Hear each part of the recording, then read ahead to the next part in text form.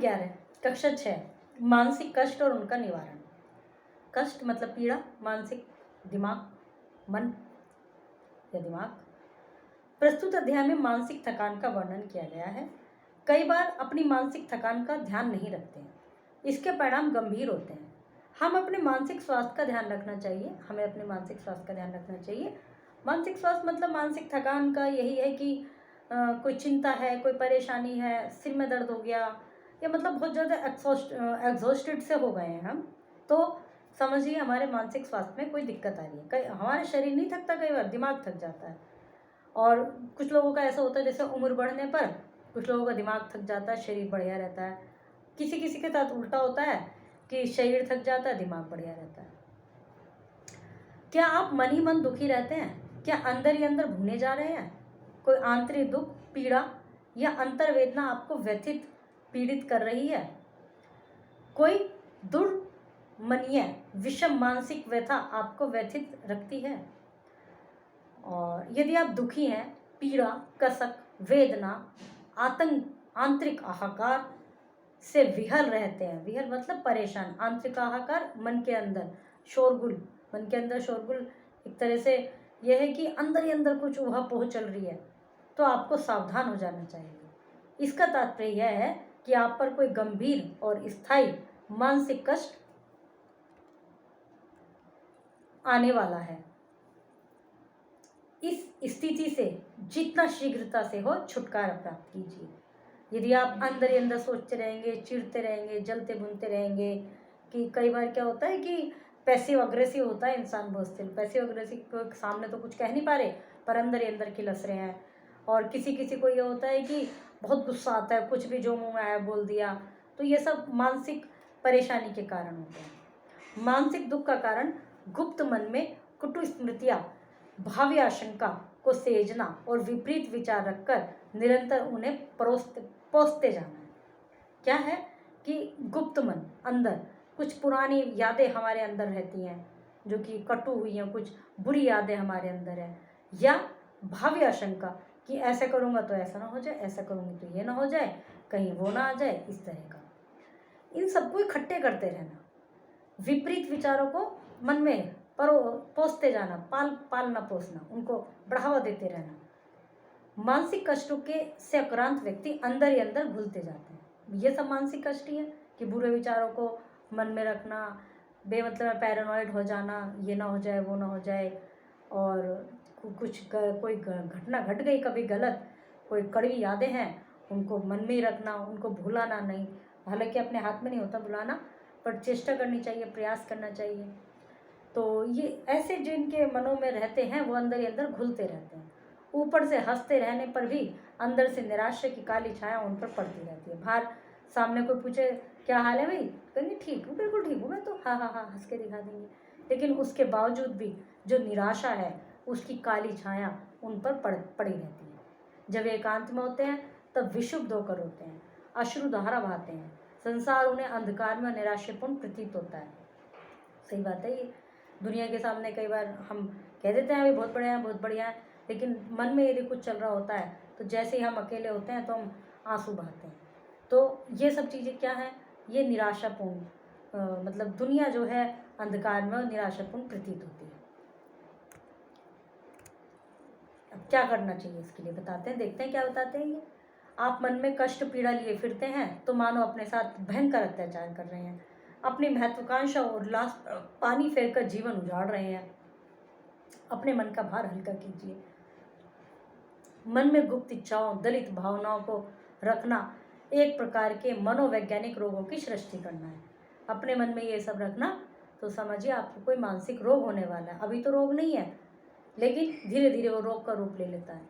गुप्त मन में कष्ट रखना रुई में अग्नि छिपाए रखने के अनुरूप घातक है। रुई होती है ना, उसमें थोड़ी सी भी अग्नि आप रख दो तो वो पूरा ही सब कुछ जला देगी, कितनी भी सारी रुई हो।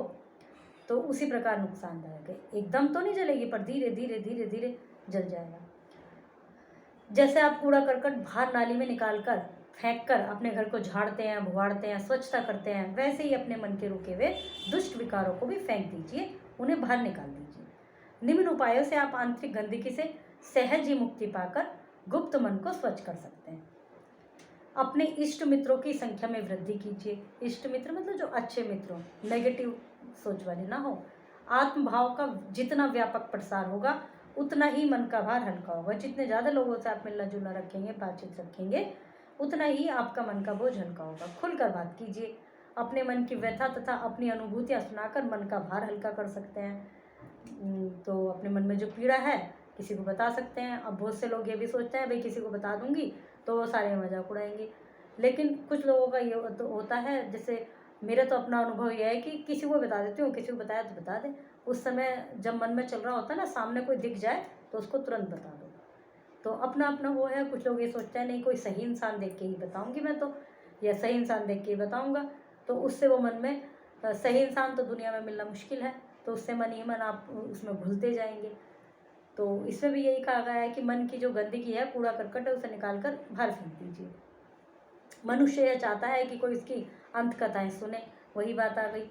उसके साथ संवेदना प्रकट करे, उसे सच्ची सांत्वना प्रदान करे, निरंतर ऊंचा उठने की प्रेरणा दे। क्योंकि कई बार जिनका थोड़ा सा कॉन्फिडेंस कम हुआ रहता है ना, आत्मविश्वास, वो बड़ा डरते से रहते हैं। तो वो चाहते हैं कि भाई कोई उनसे पूछे प्यार से भी क्या हो गया, उनको अच्छी सलाह दे, नहीं नहीं ये कर लेंगे, तो ऐसे उनको मोटिवेट करे। तो आपका यह मित्र आपकी दुख भरी कहानियाँ सुनकर मन की व्यथा को हल्का करेगा। सच मानिए, अपने मन की बात किसी दूसरे सहानुभूति रखने वाले से कह देना मन के भार को हल्का करने का एक अमोघ साधन है। जो मन में चल रहा है, जो आपसे सहानुभूति रखता है, उससे आप कह सकते हैं। कोई ऐसी समस्या नहीं जिसका हल ना हो, कोई ऐसी परिस्थिति नहीं जिसे सुधारा ना जा सके।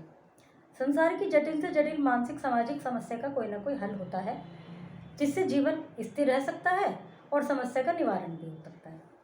क्या आप कुरूपता से व्यग्र हैं? स्मरण रखिए कि पुरुष का सौंदर्य उसके चेहरे या त्वचा रूप की बनावट में ना होकर उसके पुरुषत्व में है। पुरुष होकर नारी सुलभ लज्जा या कम्यता की आकांक्षा न कीजिए। अपनी शक्ति की वृद्धि कीजिए। स्त्री प्राय कुरूप, बेडोल, काले रंग के वीर, साहसी, निर्भय, शक्तिशाली वीरों को पसंद करती हैं। पुरुष का भूषण उसका पुरुषत्व, उसका साहस और ओज वीरता है। ये जो कुछ लाइन है ये मेल व्यक्ति के विषय में है। यदि कोई मेल इंसान इस चीज़ से परेशान है कि वो देखने में सुंदर नहीं है, तो इसमें बताया गया है कि उसमें इतना परेशान होने की आवश्यकता नहीं है। जो मेल है, जो पुरुष है, उनकी सुंदरता या नासुंदर होने से फ़र्क नहीं पड़ता। उनका जो मेन वो है कि उनमें वीरता होनी चाहिए, पुरुषत्व की भावना, पुरुषत्व होना चाहिए और साहस होना चाहिए। क्या आप किसी दिशा विशेष में पाई जाने वाली अपनी न्यूनतम या कमजोरी से व्यथित है, किंतु क्या आपने अपने गुणों के विशेषता की ओर ध्यान दिया है? यदि आपने अपने गुणों के विशेषताओं की ओर ध्यान दिया है, यदि आपने अपने गुण नहीं देखे, तो अपने साथ भारी अन्याय किया है। मान लीजिए आपके अंदर कोई एक कमी है और आप उसकी वजह से परेशान हैं, तो क्या आपने ऐसा देखा है कि आपके अंदर कुछ अच्छाइयाँ भी तो हो सकती हैं, कुछ विशेषता भी तो होंगी? तो उस एक अवगुण को, उस एक कमी को छोड़कर जो आपके गुण हैं उनकी तरफ ध्यान दीजिए। आप में बहुत कुछ गुण हैं, अवश्य हैं, बहुत बड़े पैमाने में कुछ गुण हैं। क्या आपने कभी अपने गुणों की खोज निकालने और सतत अभ्यास से उन्हें और अधिक विकसित करने की चेष्टा की है? संभव है आप कुशल वक्ता, व्यापारी, सेक्रेटरी, अध्यापक बन सकते हैं। मतलब जो भी आप में गुण है उनको और डेवलप करने का प्रयास कीजिए, आप कुछ अच्छा बन सकते हैं। संगीत, साहित्य, कला इत्यादि में आपको प्रसिद्धि प्राप्त हो सकती है। संभव है नेतृत्व करने के गुण आप में भरे पड़े हों, नेतृत्व मतलब लीडरशिप हो आप में। दुनिया में हजार एक से एक बड़े और महत्वपूर्ण कार्य आपके करने के लिए प्रतीक्षा में हो। आप तन मन से उनमें लग जाइए और निश्चित जानिए कि आपके मन का भार हल्का हो सकता है। क्षतिपूर्ति का नियम आपके लिए कल्याणकारी है। विधि के विधान में सर्वत्र न्याय है। परमेश्वर ने एक बात की एक स्थान पर कमी रखी है, तो दूसरी उसमें शक्तिशाली गुणों का प्रादुर्भाव किया है। मतलब भगवान ने ये हमें एक हमारे पर कृपा दृष्टि की है। यदि हमारे अंदर कोई कमी है तो दूसरे अन्य गुण उसमें ज़्यादा डेवलप होते हैं। आप देखिए किसी के अंदर कोई कमी होती है तो उसके अन्य गुण कुछ ज़्यादा ही विकसित हो जाते हैं। जैसे किसी को दिखाई नहीं देता मान लो, तो उसकी महसूस करने की शक्ति एकदम ज़्यादा डेवलप्ड होती है हम लोगों की अपेक्षा। सूंघने की शक्ति डेवलप होती है। मतलब कोई ना कोई किसी न किसी में कोई स्पेशलिटी जरूर होती है। हम सब अपने आप में स्पेशल हैं। यदि भगवान एक चीज़ छीनता है तो 10 देता भी है, उसके विधान में कहीं कोई कमी नहीं है। सर्वत्र प्राचुर्य है, मतलब सब जगह प्राचुर्य होता है कि बहुत ज़्यादा मात्रा, तो सब कुछ है हमारे पास। मुक्त हस्त से इस अक्षय भंडार से गुणों का दान निरंतर होता रहता है। अपने व्यक्तित्व का विश्लेषण सहृदयता से कीजिए, स्वयं न करें तो किसी मनोविश्लेषक से कराइए। यदि आपके अंदर एक इन्फीरियरिटी कॉम्प्लेक्स है, आपके अंदर किसी कोई कमी है, आप उसी से ग्रसित हो रखे हैं और आप अपने अंदर की अच्छाइयाँ नहीं देख पा रहे, तो किसी साइकाइट्रिस्ट से मिलिए। अपने गुणों का विकास कर अपने क्षेत्र में महान बनिए। निश्चय ही जानिए संसार में आपके लिए कहीं ना कहीं बड़ा महत्वपूर्ण स्थान है। ऐसे पहले तो क्या होता था कि इस तरह की बीमारी को कोई बीमारी नहीं मानते थे। कोई परेशान है, किसी को कोई मानसिक विकार है तो कुछ भी नहीं कहते थे। कोई लोग तो पीटने में विश्वास करते थे कि 2 थप्पड़ मारो सही हो जाएगा। लेकिन अब इस विषय पे सीरियसली सोचा जाने लगा है और इसके लिए साइकाइट्रिस्ट, काउंसलिंग वगैरह ये सब करनी चाहिए। यदि इस तरह की कोई प्रॉब्लम है तो उससे बहुत लाभ मिलता है। निश्चय ही जानिए संसार में आपके लिए कहीं ना कहीं कोई बड़ा महत्वपूर्ण स्थान है। मानसिक भार हल्का करने के लिए संगीत से उत्तम अमोघ औषधि दूसरी नहीं है। मानसिक शांति के लिए म्यूजिक सुनिए। सुमधुर स्वर में गाना गाने से मन के दुख पीड़ा को बाहर निकालने हेतु एक द्वार प्राप्त हो जाता है। द्वारा नहीं, द्वार होना चाहिए। संचित मानसिक भार बह जाता है, मन हल्का हो जाता है। आदि काल से आप यह न समझिए कि आप अच्छा नहीं गा सकते तो ना गाएं या कुछ नहीं, अवश्य गाइए, अकेले में जाकर गाइए। यदि आपको गाने से शांति मिलती है तो गाइए। आप ये समझिए मत कि आप तो बेसुरा गा रहे हैं, कोई बात नहीं, गाइए, तब भी अकेले में गाइए। भगवान की मूर्ति के समक्ष आप अपने पाप, शंका, व्यथाओं को बहा दीजिए। कई बार क्या होता है कि हमारा मन बहुत परेशान होता है, हमें कोई नहीं मिलता कहने के लिए, तो ऐसा करना चाहिए। और हो सकते हैं कि जैसे अकेले में भगवान की आपके कोई नहीं मिल रहा आपका मन की पीड़ा व्यथा सुनने के लिए, तो आप अकेले में जाके भगवान की मूर्ति के सामने आपके मन में जो भी आ रहा है सब वहाँ कह सकते हैं। अपना पीड़ा, जो भी आपके दिमाग पर टेंशन है, सब कुछ कह सकते हैं। पश्चाताप में वाणी में मन को हल्का करने की अद्भुत शक्ति है। यदि आपसे कोई गलती भी हो गई है तो आप उसको भगवान के सामने एक्सेप्ट कर लीजिए कि हाँ भगवान, वहाँ मैंने गलती की थी और मैंने उसका नुकसान किया है, तो उससे मन हल्का होता है। सो मोह सम कौन कुटिल खलकामी, कवि के इस पश्चाताप भरे गाने से उसे कितनी मानसिक शांति प्राप्त हुई होगी, वह एक संगीत प्रेमी ही जान सकता है। ये एक कविता की लाइन है और उसने बोला है, तो इससे उसको शांति प्राप्त हुई होगी। जिसको इस चीज़ में, संगीत में रुचि है, वो जान सकता है। यदि कोई प्रेमी, बंधु, परिवार का सदस्य, हितैषी, मित्र स्वर्गवासी हो गया है और आप दुख का अनुभव कर रहे हैं, तो कृपा कर रो डालिए, फूट फूट कर रो लीजिए। अश्रु धारा के साथ आपके मन का भार बह जाएगा, आप हल्के हो जाएंगे। मन में व्यथा को रखना बहुत घातक है। इस विष को आंसुओं में धो डालना मानसिक स्वास्थ्य का सूचक है। रोना एक मनोवैज्ञानिक शांति मार्ग है। रोकर हम मन का भार हल्का करते हैं। अपने व्यक्तित्व का अध्ययन कर उन रुचिर कार्यों की एक सूची बनाइए जिसमें आप विशेष दिलचस्पी रखते हैं। दिलचस्पी मतलब रुचि। अपने आप को देखिए कि आपको किसमें मजा आता है, उनके एक लिस्ट बनाइए। बागवानी, साहित्य, कला, चित्रकारी, खेलकूद इत्यादि, इनमें इस तल्लीनता से संलग्न हो जाइए कि पुरानी व्यथा के बारे में सोचने विचारने का अवकाश ही प्राप्त ना हो। खाली दिमाग शैतान का घर कहा गया है। यदि आप खाली रहेंगे तो पीड़ा का आगमन हो सकता है। व्यस्त जीवन में से कुछ न कुछ करने को आधार मिल जाता है और दुखों का बोझ घट जाता है। मुस्कुराने का स्वभाव बनाकर हर समय मंद मंद मुस्कुराने का नुस्खा समझाइए। हंसते और मुस्कुराते रहने से मानसिक तनाव दूर होता है, मन में ताजगी का संचार होता है। डॉक्टर पेस्किट, डॉक्टर पेवक इत्यादि ने नवीन मनोवैज्ञानिक अनुसंधान से यह प्रमाणित किया है कि हंसकर दुखों का निवारण करना कोरी भावुकता मात्र नहीं, प्रत्युत एक निर्मूढ़ मनोवैज्ञानिक तथ्य है। प्रतिहिंसा की अग्नि को दमन करने वाली दवा है हंसना और मुस्कुराना।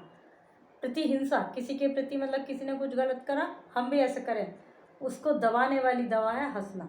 आप दुकानदार हैं, ग्राहक शिकायत करते हैं, आप क्लर्क हैं तो मालिक झिड़कियाँ देते हैं, जुर्माना करते हैं, घरवाली अपनी अपनी बड़ी फरमाइशें पेश करती है।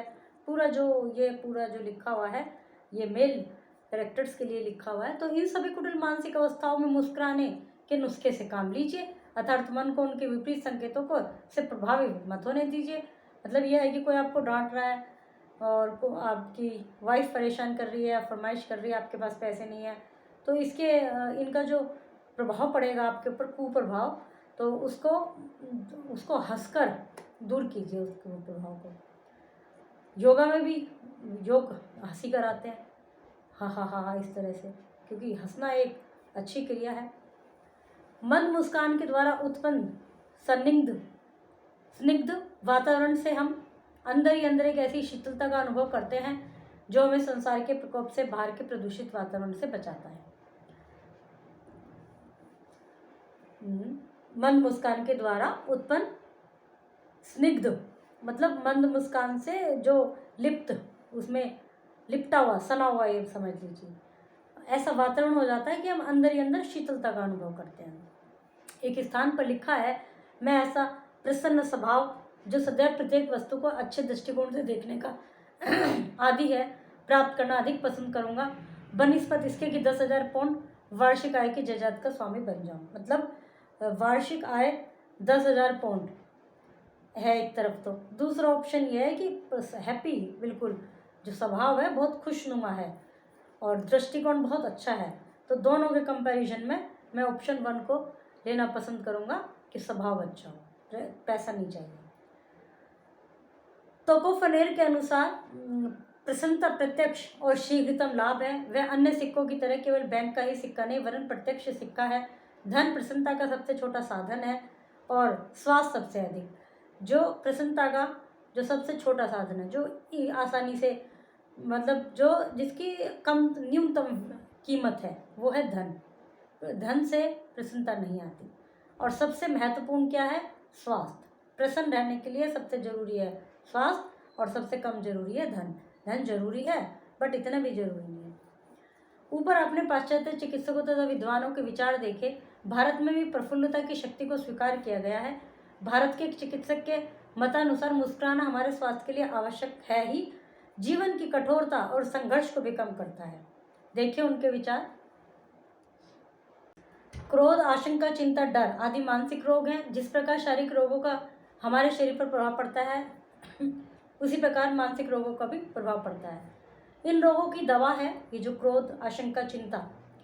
मुस्कुराना, प्रसन्नचित रहना। मुस्कुराना वह दवा है जो इन रोगों का निशान आपके चेहरे से ही नहीं उड़ा देगी वरन इन रोगों की जड़ को भी आपके दिल से निकाल देगी। यह हो ही नहीं सकता कि मुस्कुराने वाले का दिल काला या भारी रहे। मन की प्रसन्नता तथा चेहरे की मुस्कान से जीवन रस और नई शक्ति से ओतप्रोत होता है। मन की दुर्बलता, कलेश, चिंता, दुख की मलिनता या विकास धुल जाता है। मुस्कुराहट ज्ञान तंतुओं में जो कुछ दुर्बल अथवा चिंताएं होती हैं उन्हें तत्काल दूर कर देती है। आनंद का प्रभाव शरीर तथा मन के कण-कण में होता है।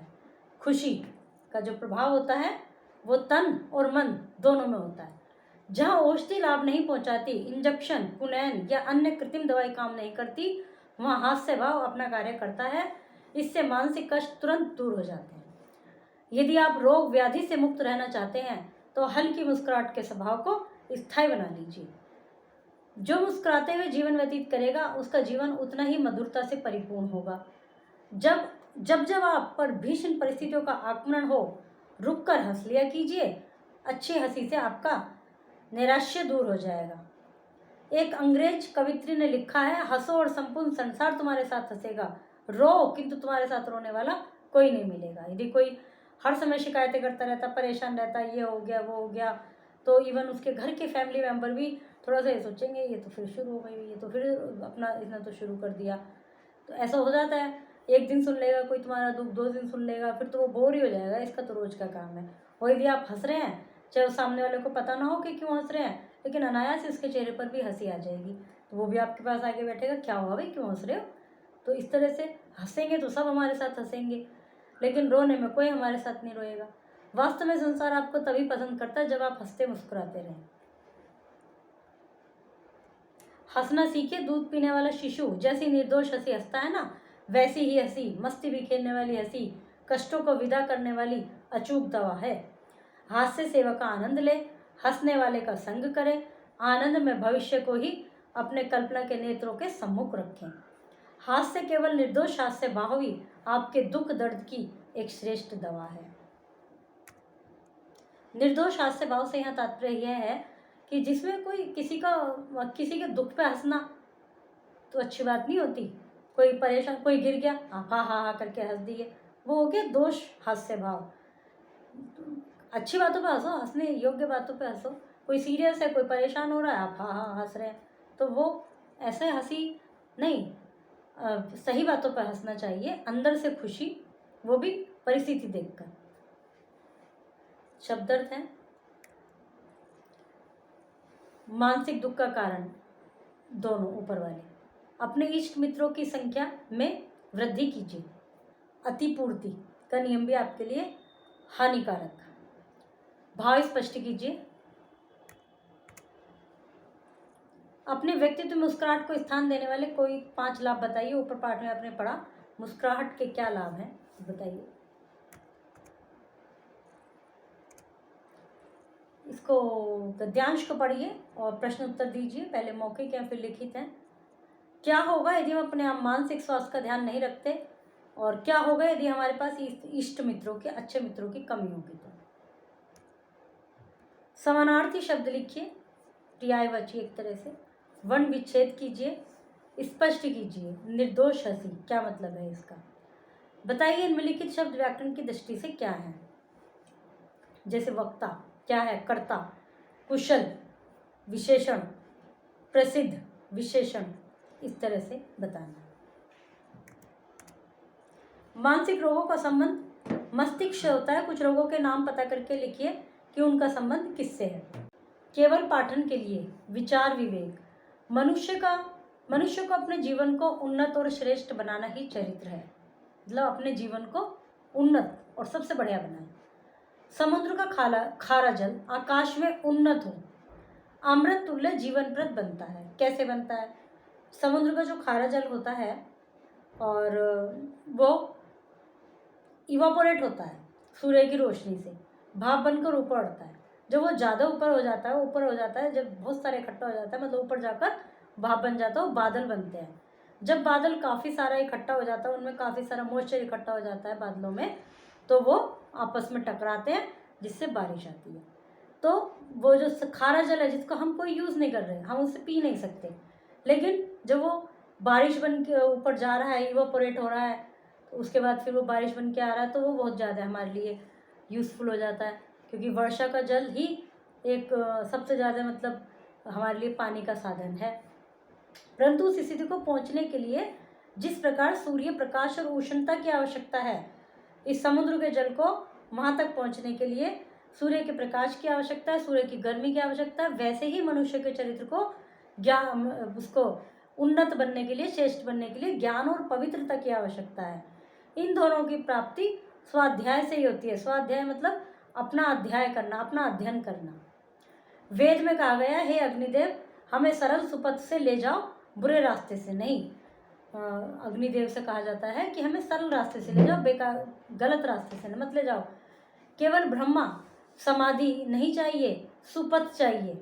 अच्छा सुंदर मतलब सुपथ चाहिए, अच्छा रास्ता चाहिए। इसी पर चलकर अपनी अंतः शक्तियाँ जागृत होती हैं। जो अंदर की जो शक्तियाँ हैं वो सुपथ पर चलने से जागृत होती हैं, उनकी अभिव्यक्ति लौकिक व्यवहार में बन पड़ती है। इंजिल में कहा गया, हे प्रभु हमें सीधी राह चाहिए, गलत राह से हम अपने मुकाम पर नहीं पहुँचेंगे। मतलब हम अपनी मंजिल पर पहुँचने के लिए, हम अपने लक्ष्य में सफल होने के लिए कोई गलत राह नहीं अपनानी, हमें सही पथ पर चलना है। ऐसा मान होगा कि हम स्वर्ग में पहुँचे हैं, परंतु वास्तव में तो हम नरक में पहुँच जाएंगे। यदि हम गलत रास्ते पर चलेंगे तो हमें लगेगा कि हमने बहुत अच्छा कर लिया, लेकिन गलत होगा, वो नरक में पहुँच जाएंगे हम। संसार की हर वस्तु में अच्छाइयाँ बुराइयाँ पाई जाती हैं। कुछ वस्तुएं हमें इसलिए अच्छी लगती हैं क्योंकि उनसे हमें सुख मिलता है, कुछ दूसरी वस्तुएं हमें इसलिए बुरी लगती हैं क्योंकि हमारी इच्छाओं में बाधक है। परंतु वास्तविकता इसके विपरीत है। वह हर वस्तु जिसे हम केवल अच्छाई देख रहे हैं, यह वो बुराई को छिपाए रखती है। हर बुरी दिखने वाली वस्तु में भी अच्छाई होती है। सफलता सबको प्रिय लगती है और असफलता से कुछ भी हानियाँ होती हैं, और असफलता बहुत से कार्यों में हमारे लिए लाभकारी भी है। भाई सफलता सबको अच्छी लगती है, असफलता सबको बुरी लगती है, लेकिन असफलता से कुछ लाभ भी होते हैं। कैसे जीना है, कैसे मरना है, ये दो प्रश्न समस्त मानवों के प्रति के समय हरदम उपस्थित रहते हैं। कैसी लाइफ जीनी है, कैसा जीवन कटना है, जैसा जीवन वैसा मरण, यह सामान्य नियम है। जिसका जीवन मधुर है उसका मरण भी मधुर है। मधुर से क्या मतलब है कि अच्छे अच्छे काम किए हैं, सब उसको चाहते हैं, तो उसको मुक्ति भी ऐसी मिल जाएगी, मरण भी अच्छा ही होगा। जिसका जीवन कटु है, कटु मतलब उसने कोई अच्छे काम नहीं किए, सबको परेशान करता है, तो उसका तो मरण भी कटु होगा। उसे तो बड़ी मुसीबतों से, बड़े कष्टों को झेल के मुक्ति मिलेगी। तो जो अपना जीवन सुधारता है उसका मरण स्वतः ही सुधर जाता है। जिसका वर्तमान अच्छा है उसका भविष्य भी अच्छा रहता है। जिन्हें गंदगी में अधिक समय रहना पड़ता है उनकी नाक इस प्रकृति की आदी हो जाती है कि उन्हें बदबू से परेशानी नहीं होती। जो ज़्यादातर जैसे जिन्हें गंदगी में अधिक समय रहना पड़ता है उनकी नाक इस प्रकृति की आदत हो जाती है उनकी नाक को, कि उन्हें बदबू से परेशानी नहीं होती। मैं इसमें एग्जांपल देना चाह रही थी कि मान लीजिए किसी के घर के पास डेयरी है, दूध जहाँ मिलता है, मतलब गाय भैंस रहती हैं, भैंस स्पेशली, तो उनको स्मेल नहीं आती उसकी। लेकिन कोई उनके घर में बाहर से व्यक्ति आ जाए, वो तुरंत आते ही पूछता है कि स्मेल कैसी आ रही है, क्योंकि आदत हो जाती है उन्हें जो रहते हैं। तो उसी प्रकार जिन्हें ज़्यादा समय तक गंदगी में रहना पड़ रहा है तो उन्हें बदबू से परेशानी नहीं होती। किसी ज़माने में कैदियों को अंधेरी कोठरियों में रखा जाता था। लंबी सजा काटने के बाद जब वे बाहर निकलते थे तो उनकी आंखें प्रकाश नहीं सहन कर पाती थी। वे उजालों को छोड़कर अंधेरी की ओर भागते थे, क्योंकि उनकी आंखों को वैसी आदत पड़ जाती है। इस प्रकार जिनके गलत अभ्यास व गलत आदतें बन जाती हैं उन्हें अनुकूलता भी प्रतिकूलता जैसी लगती है। श्रेष्ठ मानव जैसा आचरण करता है, अन्य पुरुष भी उसी का अनुकरण करते हैं। यह मनोविज्ञान का नियम है। ऐसे मानवों द्वारा जो कुछ समाज ग्रहण करता है वह प्रमाण स्वरूप हो जाता है। यदि सुख की अभिलाषा हो तो विद्या का अहंकार छोड़ना पड़ेगा। विद्या अभ्यास की इच्छा हो तो सुख की लालसा छोड़नी पड़ेगी, क्योंकि जो सुख चाहते हैं उन्हें विद्या नहीं मिलती, जो विद्या चाहने वालों को सुख सुविधा नहीं मिलती। विद्या अभ्यास के लिए हमें कड़ी मेहनत करनी होगी, मतलब पढ़ाई लिखाई के लिए बार बार अभ्यास करके अपनी बुद्धि और जानकारी का विकास करके इनका बल बढ़ाना होगा। अपनी अकल को पैनी करने के लिए इस पर बार बार धार धरनी होगी। इससे यह लाभ होगा कि केवल ज्ञान ही दिन प्रतिदिन नहीं बढ़ता जाएगा, बल्कि निरंतर अभ्यास के प्रभाव से याद भी रहेगा। हमारी स्मरण शक्ति अच्छी रहे, तेज रहे, कमजोर ना हो। इसका एकमात्र उपाय विद्या का सतत अभ्यास करना ही है। एक बात समझ लें कि जैसे किसान खेत में केवल फसल को ही रहने देता है, शेष घास फूस फालतू पौधों को निकाल देता है जो साथ में वीड्स वगैरह उग जाते हैं, वैसे ही अपने मस्तिष्क में विद्या की फसल तथा अन्य उपयोगी बातों को ही रखें। शेष कूड़ा कचरा, हानिकारक विचार मस्तिष्क में टिकने न दें। जिस विषय में सही जानकारी न हो उस विषय में चुप रहना ही अच्छा होता है। बुरी बात बोलने से अच्छा न बोलना होता है। विद्वान की विद्वता मूर्ख की मूर्खता बोलने पर ही प्रकट होती है। यदि कोई मूर्ख है जो बोलेगा जब पता चलेगा भाई तो इतना मूर्ख है, और ऐसी जो विद्वान है उसका भी जब पता चलेगा। इसलिए विद्वान का बल वाणी और मूक का बल मौन रहना होता है। या तो बुद्धिमान की तरह बोलो, अन्यथा चुप रहो। जैसे विवेक विचार के शून्य होने से पशु चुप रहते हैं। जगत का सारा व्यवहार सत्य पर आधारित है। झूठ बोलने वाले भी सत्य की महिमा स्वीकार करते हैं। सत्य भगवान का स्वरूप है। इस सत्य को स्वीकार करके सत्याभाषपरायण पुरुष जगत के मानवों के सामने एक महान आदर्श ही नहीं रखते, जीवन को सरल शुद्ध शक्तिशाली बनाने में भी सहायता करते हैं। झूठ भ्रमवश पनपता भले ही दिखाई दे, यदि कोई झूठ बोल रहा है तो भ्रमवश पनप रहा है वो, ऐसा मन लगता है हमें, लेकिन अंत में विजय सत्य की होती है। सत्य और सत्यवादियों के द्वारा उपजाए हुए विश्वास पर ही जगत के व्यवहार टिके हैं। जब तक जगत में सत्यवादी मानवों का अस्तित्व बना रहेगा, चाहे वे थोड़े ही हों, पर तब तक जगत की स्थिति बनी रहेगी।